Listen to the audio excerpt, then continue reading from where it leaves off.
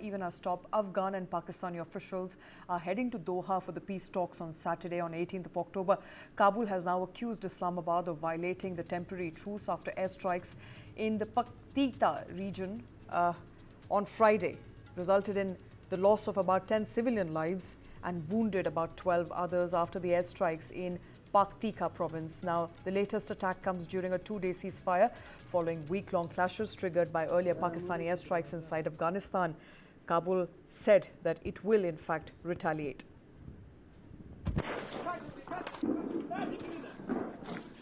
But the tensions are now rising and the peace talks now hang by a thread.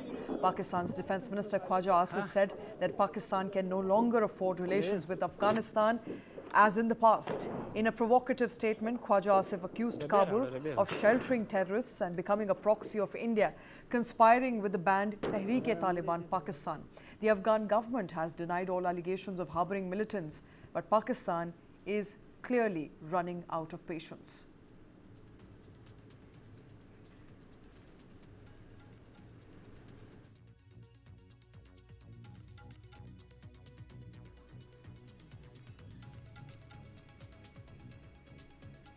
And what was once a diplomatic standoff now risks spiraling into open confrontation. The strikes claimed the lives of at least 3 domestic cricket players.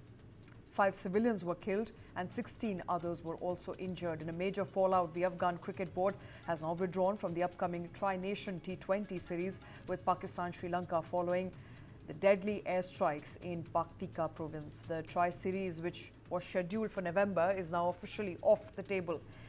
And tonight we're asking, even as peace talks continue in Doha, Afghanistan bleeds once again. Pakistan's airstrikes have cast a deep shadow over peace, cricket and any other remaining hope of regional stability. How do one really understand what's happening across the border and very near to India? Joining us on the show is Ambassador Prabhu Dayal, author and former Indian diplomat. Also with us is Dr. Zakir Hussain, foreign affairs expert, both of them joining on the show live with us.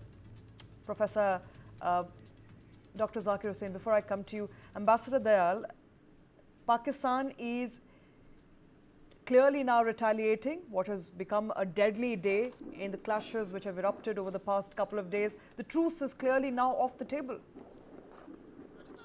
Yes, first of all, thanks for having me on your show. You know, the situation between Pakistan and Afghanistan is highly tense. And the recent ceasefire is breaking down. Now, following days of intense cross-border clashes, Afghanistan and Pakistan are currently engaged in peace talks in Doha. But given the deadly military clashes and the ongoing disputes, it is unlikely that tensions between Afghanistan and Pakistan will ease in the near future. Now, the fundamental issues driving the conflict include cross-border terrorism, the Durand Line border dispute, and the Afghan refugee crisis. And of course, mediators like Qatar and Saudi Arabia have appealed for de-escalation, but there is little indication that either side will make the necessary concessions in the near term to stop the cycle of violence. Okay. Now, direct and covert support from Pakistan, let me recall, had helped the Taliban to return to power in 2021. Therefore, Pakistan had thought that the Taliban would be a manageable proxy, but its perception has turned out to be totally wrong.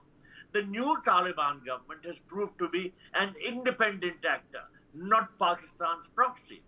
In fact, let me mention that Pak-Afghan tensions have deteriorated significantly since the Taliban's return to power in Kabul. And in fact, presently they are at a very low point. Fundamental issues, as I said earlier, of mistrust and conflicting interests continue to strain the relations between these two countries. Okay. And that is why there are frequent cross-border clashes and violence. Now, let me also mention that historical and political tensions have also contributed to the conflict. The main historical dispute between Afghanistan and Pakistan is the Durand Line that Afghanistan has never officially recognized. You know, in fact, Afghanistan rejects the duress line because it was created under duress, and it splits the Pashtun ethnic group. And Afghanistan says it was a colonial agreement, and Afghanistan argues it is invalid as the British Raj ended. Again, there is this issue of the mass deportation of Afghan nationals who were the Afghan refugees with legal status, legal refugee status. They were driven out and deported from Pakistan, and this exacerbated tensions and further strained the relations. So, in short, long term improvement appears unlikely due to the deep seated nature of the conflict drivers. There is little indication, I think, that either side will make the necessary concessions in the near term to stop the cycle of violence. All right. In fact, Dr. Zakir Hussain, thank you, Ambassador, for putting this in perspective historically as well as what's happening at the moment. So, Dr. Zakir Hussain, picking up from where the Ambassador left off, there is deep mistrust between the two neighbors. Now, Tehreek-e-Taliban has also claimed responsibility for the attack on Pakistan, the Pakistani military posts and soldiers, about 100 of whom, according to Afghanistan, were killed, according to Tehreek-e-Taliban. Now, Tehreek-e-Taliban, Pakistan insists, continues to operate in Afghanistan, even as if Afghanistan is denying that they are harboring such militants. So there is a clear line here that goes up to Afghanistan, where TTP is claiming responsibility for the attack, and Pakistan says that TTP is operating from Afghanistan. Yes, of course. This is one of the most flashpoint between the two countries, immediate flashpoint between the two countries. And Tehreek-e-Taliban, Pakistan, is a hardline orthodox organization which want to change the regime in the region and set up Islamic governance in the region. This is one of the reasons why they are attacking, and they have found why Taliban is not backing them, why Taliban are not leaving them, because they cooperated them well during struggle against United States. So it is very clear that during talk, Pakistan will raise this issue that either they should extradite or they should flush out the kill. This will be the major reasons, major reasons of extinguishing the clash between the two countries. And of course, Durand Line is there, and we find that since 1866, whenever there is a change in government in Kabul, this Durand Line has come up and created problem between the two countries. And in fact, what I find that they use Durand Line to invoke nationalism in Afghanistan to endear the coming new government and new king. And this the same thing has been repeated by Taliban. Even here, they say that it is an imaginary line; it is not a permanent line. Right. So the problem is complex, is shrouded in both historical and current security threat of concerns of Pakistan. And I think that there are two, three factors which can stop this. Number one, diplomacy and dialogue can bring the two sides to end this conflict. Number two, if they are not agreeing, that it will be a long stalemate drawn battle between the two sides, and these proxy groups which are not under control of, may not be controlled under Taliban and Pakistan as well. They will continue both in Khyber Pakhtunkhwa and Balochistan. And number third, they may go into long drawn battle, but it is not possible because the regional countries like Gulf countries and China and Russia have much influence on both the countries. So they are telling that they may not be in condition to continue this too far. But what is more concerning is the human life. They are this 21st century has set a new norms, new normal in war, because attacking or aggressive countries are not sparing the civilians. And this is a more concerning problem, and this is happening. Right. Even that I was watching the Pakistani YouTubers and televisions. They are even suggesting the government to do like what happened in Gaza against Afghanistan. This is the level of grievances seated in the people of both the countries. And the level of warmongering, for that matter. Yes. The level of warmongering, where Yeah. it's become a new normal to perhaps attack civilians, and civilians often become casualty of the war. Ambassador, given that the strikes are happening at a time when the Pakistani delegation is in Doha for mediation, and the Afghanistani delegation is likely to have arrived today for mediation, where does the mediation head from here? Well, let me mention that these strikes came amid the 48-hour ceasefire agreement which was there between these two nations. Pakistan still carried out these strikes and thereby violated the ceasefire sort of agreement. The deal was broken by Pakistan. So let us see whether the mediators will be able to bring about some rapprochement, bring about some peace.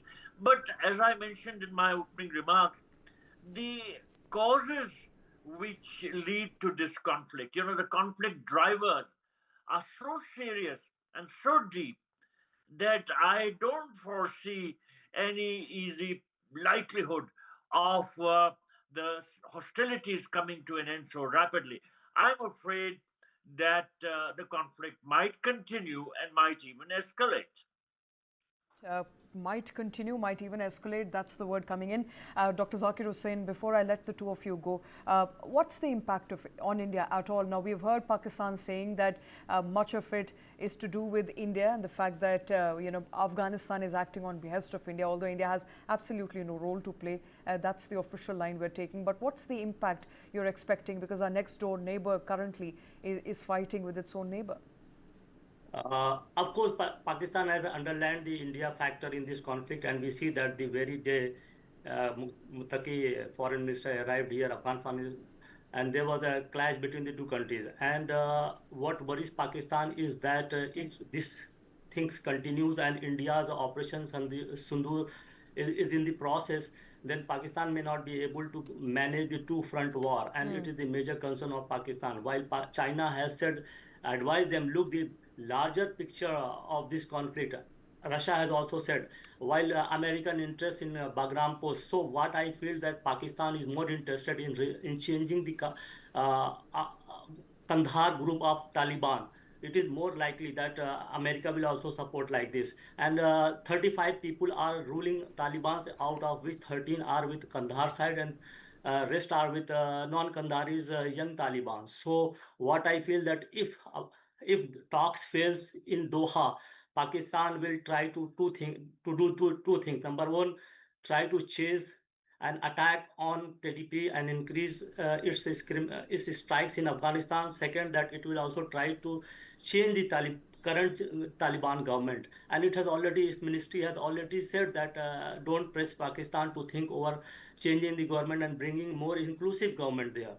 So in the coming days, Afghanistan is going to witness destabilization in the region, since Afghanistan is considered as heart of Asia, and its impact will surely come on all the regional countries and India. And I feel that this is a litmus test for India. If India stands with this faction only, then again we will be squeezing ourselves to one camp only. So we need a comprehensive Afghanistan policy, and it is good that right now we have not recognized or established full diplomatic relation with Muttaqi's government. So we have to assure Afghanistan India's full moral and crisis management support. At the same time, we have not to jump to recognize any one faction. The situation is very volatile. It will take time to stabilize. But I am sure, I feel that both countries will not go into long drawn battle, because it will hurt both the countries, because economically they are intertwined, especially Afghanistan. Because all the things are passing through Pakistan, and Afghanistan is in a very shallow position. It cannot afford a long drawn battle. All right. It doesn't serve anyone well for the battle to continue, but we'll of course have to wait and watch out for any signs of long-lasting peace in the region. Ambassador Prabhu Dayal, Dr. Zakir Hussain, thank you very much for taking time out, for putting this in perspective for our viewers.